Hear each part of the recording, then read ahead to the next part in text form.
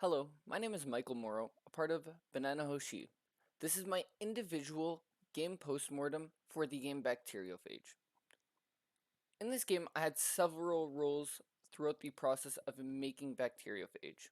Some of these included being the level designer, the assistant programmer, the Unity master, as well as the UI designer within Unity. Starting off with level concepts, I took the time to design each level within Procreate. I took into account the abilities that each player would receive after defeating mini bosses throughout each level. Afterwards, I went into Unity and tested out each and every one of these levels while implementing them with the Unity tileset system. Later on, I grouped up with a group member of mine, Michael Kikano, to work on all the levels within Unity side.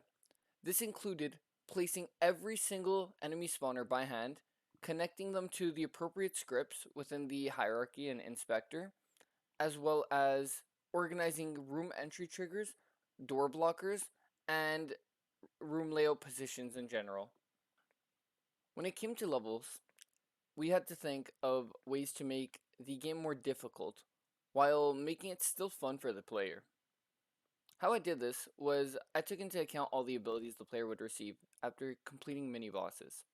This being double jump and dash, as well as an attack power up that would lead to stronger gun power. What we did was we increased spawn rate chances in each level, as well as we increased the variance of enemies that could spawn, whether that be increased health, damage, size, or anything for that matter. We made it more difficult.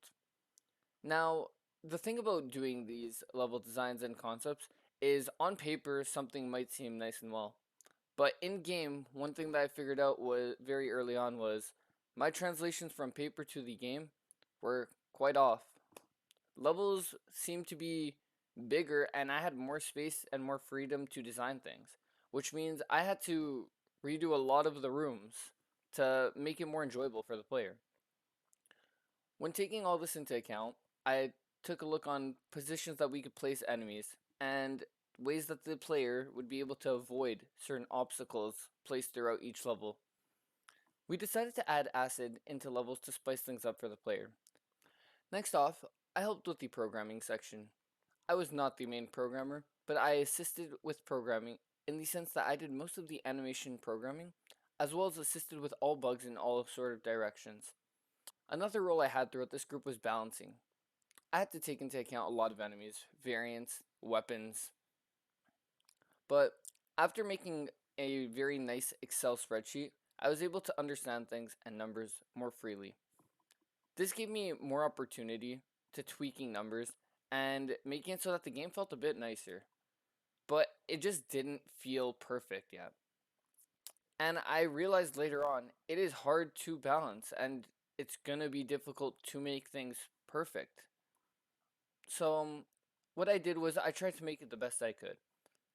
And doing so, I was able to tweak numbers to a point where it felt comfortable to the player.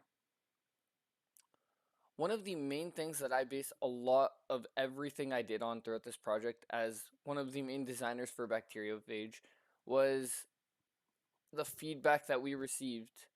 I was constantly playtesting throughout the game within every change we made. I was getting other players to playtest for us as well, and we got feedback sheets from them. Within these feedback sheets, we changed up things that the player felt was too strong, too weak, and overall too stressful. Doing so, I think we found a pretty good balance to the game, but I think we can improve it more, and that's what we plan to do in the future. What went well throughout the project was that our team came together and had meetings weekly. Every single Thursday, we decided to all group up, have a nice talk, and discuss what we would be doing throughout the week. We managed our time extremely well for the most part.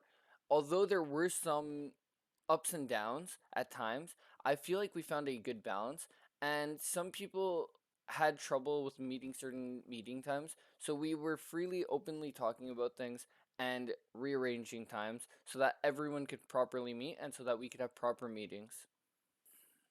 What went poorly during our game is I feel we could manage our time better. We made a whole time scale saying what we could have done by each thing. For the most part, we handled it very well. What we did not account for is how many bugs would have to be fixed. Overall, I think we did a very good job on fixing most of the bugs, but it was very stressful within the last week as we were staying up for hours on end each night, sometimes not even getting sleep. But I feel like we had a very nice overall game to submit for the GameCon entry. During the project, one of the things that I struggled with the most was having so much to do at the end. It came to the point where I had to implement the final rooms of levels as well as add every single enemy spawner, and I knew I just didn't have the time and manpower to do it myself. How I overcame that challenge was I talked to my group about this. Michael Kikano, one of my group members, in charge of sound and music, decided that he would gladly be helping me out with this. And me and him stayed up and worked on adjusting every single enemy spawner so that we could have playable enemies throughout each level of the game. I feel like the one way that you overcome challenges throughout a project and with a group is by talking about it with the team. By talking about it, you guys can help each other out where there is less manpower and more manpower. Whenever I saw people struggling early on, I tried to help them out in areas necessary, and they did the exact same for me. We were a pretty open team and tried to talk things with each other. If we didn't think we could get something done in time, we'd let them know. We'd cut our scales and we'd try and aim for a new goal. One of the biggest things overall with our team is we had to cut off an entire level. We thought and knew that it would be very difficult to have that final level in by the time of GameCon. And we decided around a month before that we would probably cut down on the size of our game to provide a higher quality game so that players can enjoy. I learned the things needed to quote unquote be successful in our game by listening to the tutorials and lectures as well as looking at the notes that we were given. This was one of the biggest things as I learned a lot during my game design class when it came to designing levels throughout Bacteriophage as well as balancing in general. I feel like designing a game is really difficult, but with these notes, it helps it a bit more. One thing that I also learned throughout the way is I got a lot of feedback from people. I was constantly asking people if they thought something would feel right, if I could improve it in any way, and what would make the game feel better overall. While we got some great feedback and tried to implement as much of it as possible, we're planning to make a greater game in the future, and I plan to use a lot more of the feedback I got to just make the game a better experience overall. I feel like as a group, we should start planning things earlier on. We want to brainstorm ideas and get them all together so that everyone feels happy throughout the group. If not everyone is happy, not everyone will be motivated to work on a project. Thankfully, our group agreed on things pretty easily. Although we had some misunderstandings at times, we all cleared things up shortly after. One thing that I will say is though, throughout the future projects, our group has decided that we will keep things more organized and we have decided to organize the Discord server to fit certain years of game projects. We have already started to come up with ideas and concepts for our year 3 game so that we have something to base off of when we start our year 2. I feel like one thing we should keep doing is keep planning our timescales. We should keep having these meetings as well. Our meetings allowed us to talk to each other and see what struggles each other were going through, if there was anything needed to be changed, or if there was any issues overall with the group. As well as our timescales allowed us to see what we would be able to keep in the game and what we would have to cut off to make the game feel more enjoyable to the player instead of feeling like a rushed game. And finally but not least, I feel like we should stop leaving bug fixes to the last minute.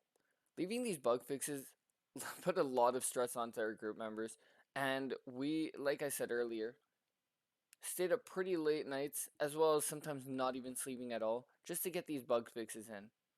While we are super happy with the game outcome, I feel like next year will be a better experience for us after all we've learned this year.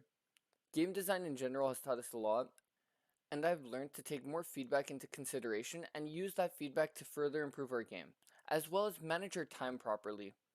Managing time properly came in such a big handy because without our proper time schedules, we would not have had a game nearly as well done. I'm not only proud of all my group members, but every single submission that was out to GameCon, because I know how difficult it is to make a game. But with all these lectures and tutorials, I feel like our game process experience has been a bit easier. Hopefully next year we can create a great game. I hope to keep practicing good methods taught throughout these tutorials and lectures so that I can carry them on into the future of my game development journey. Thank you very much for your time and have a great day.